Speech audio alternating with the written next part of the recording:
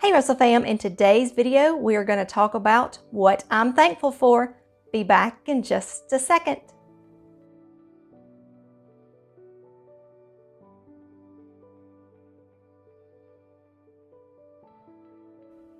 Hi, my name is Becky and welcome to Russell's Loving Life.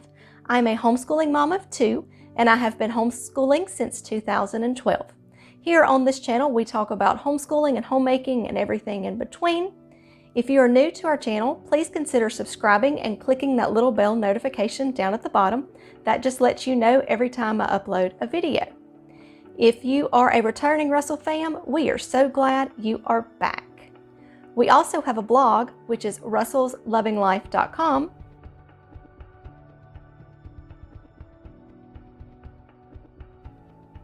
Make sure to check that out. There I give you tips and tricks and things that I have learned from my years of homeschooling. In today's video, I am doing a collaboration with Katie over at Life and the Mundane, and it is What Am I Thankful For, or I Am Thankful For. And I am going to leave that playlist along with Katie's channel down in the description box. She is a second generation homeschool mom and she is amazing. She has some great curriculum she uses, some tips and tricks and things that she's learned from her own experience as homeschooling, plus she's homeschooling 6 kids. So make sure you check out her channel and the playlist because there are going to be some great mamas that are participating in this collaboration. So let's get started. When I was getting ready for this video, I sat down and I made a list of things that I'm thankful for. This year in 2020, we all have so much to be thankful for. I know that there is a lot of uncertainties and a lot of things that are going on in everybody's life, but we are all so blessed this year, and we have to remember that. We have to look at the positive stuff instead of just all of the negative, because if we look at the negative, it's just going to bring us down.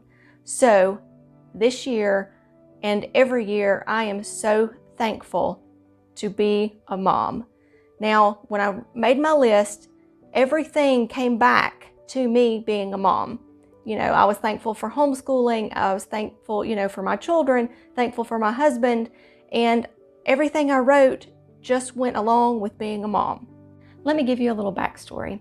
The reason I am thankful and blessed to be a mom is because I have a medical condition that the doctors told me that I may not be able to conceive or may not be able to carry to full term. So, I was not expecting to have a baby. And then I found out I was pregnant and I went in for my 8-week sonogram heartbeat checkup and they could not find a heartbeat. So I was devastated. I was excited that I was, pregnant, and then I found out that there was no heartbeat. And that happened on my birthday. But a few months later, I found out I was pregnant again. I didn't tell anybody because everybody was so excited at first. So I didn't tell anybody that I was pregnant again until I just had to. At that point, I was excited, but still very cautious, very nervous. And I just kept going on and kept planning, and God kept blessing me. And 8 weeks before Bailey was born, I started having contractions. So I went in and they stopped my contractions. And I told them, something's just not right. Something's off. Something just doesn't feel right. So my doctor ran, I think, every test in the book just to make me feel better. And then she found out that I had preeclampsia. Now, my blood pressure didn't shoot up. There wasn't urine in my protein in my urine, but I did have preeclampsia. I'm not sure what test she ran, but she found out I did. So they had to do an emergency C-section to deliver Bailey. Well, at that point, I was so swollen and retaining so much fluid, they tried 7 times to start my epidural, and they couldn't get it started. So they finally had to put me to sleep.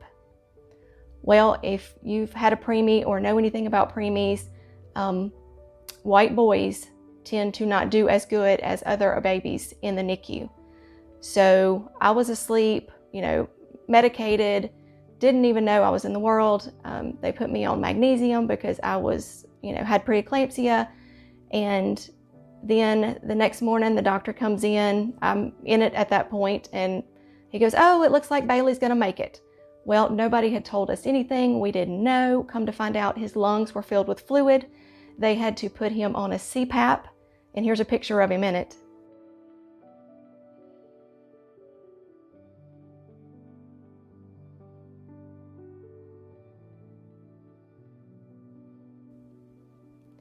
And he weighed, it was a big preemie for a preemie, but he was 4'9", and at that point we knew he was good, and so he had to stay in the NICU until he mastered the things that all babies have to master before they can go home.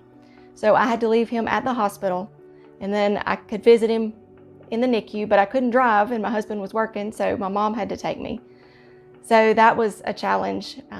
If you've ever had to leave your baby in the hospital, you completely understand. Well, we get home, he's fine. He has to have a set of tubes at around a year. He goes into daycare at 11 months old. The third day he was in daycare, they had called me and said he was sick, and I took him to the doctor, and he stayed sick pretty much from that day until he reached 3 years old, little like 3.5. And my pediatrician said his body can't take it anymore. He's got to be taken out of daycare. And at that point, we decided to take him out. I was going to come home, and that was one of the reasons why we decided to homeschool him. But to go back a little further, to let you know about how sick he was, at 18 months, we were sitting around the table having Christmas dinner with my family, and all of a sudden, he quits breathing. His lips are turning blue. We think he's choking, but he's not. I've been trained in CPR, so I start, checking to make sure he's not choking, doing the baby Heimlich, because we were sitting at the table, so I thought he had choked on food. And no, he wasn't. His lips were blue. The ambulance got there, and as soon as the paramedics walked in, he started breathing. He had had a fever seizure, and we didn't know it. He was on Tylenol because he had been fussy, and I thought he was teething, but even on Tylenol, his fever spiked and made him have a seizure. So Christmas Day night, we spent the night in the hospital. Come to find out, he had a touch of pneumonia.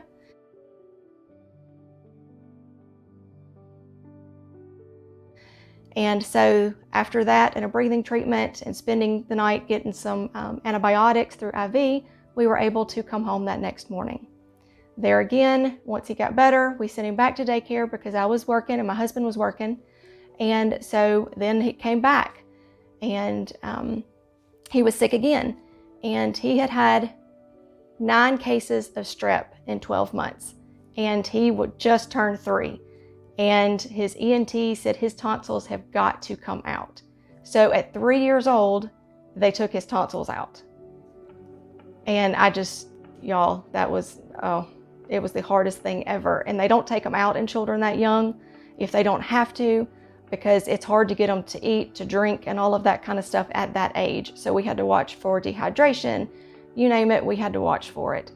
And, then after that, he had the 3rd worst case of hand, foot, and mouth my pediatrician had ever seen. That was the breaking point. After we spent a week in the hospital for that,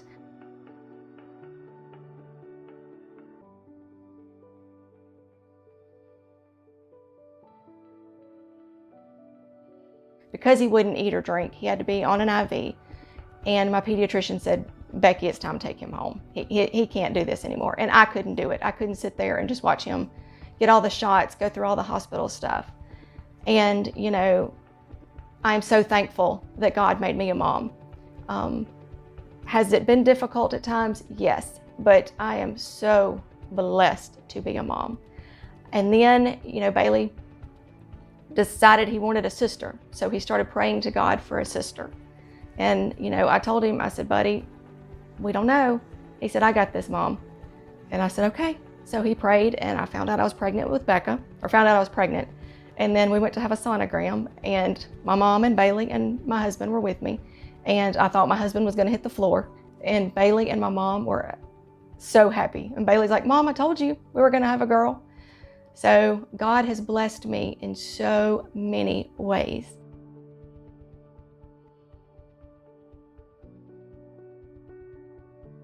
So This year, it has been crazy. It has been filled with uncertainty.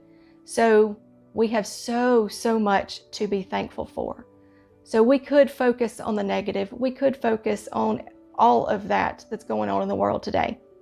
But this year, during Thanksgiving, we just need to be thankful that we have family, friends, that God is there for us. He is in control. He knows what's going on, and we just have to trust Him, thank Him, and be blessed. So if you are stressing out about what's going on, just take a minute, take a breath, and focus on the positives, because we've got this. We're rolling into 2021, and it's going to be a better year. Don't forget to check out Katie's channel and the playlist. I will definitely leave all of those links down in the description box below. So make sure you check out and see what other moms are thankful for. As always, remember to be careful, be kind, be considerate, and have a great day. Bye.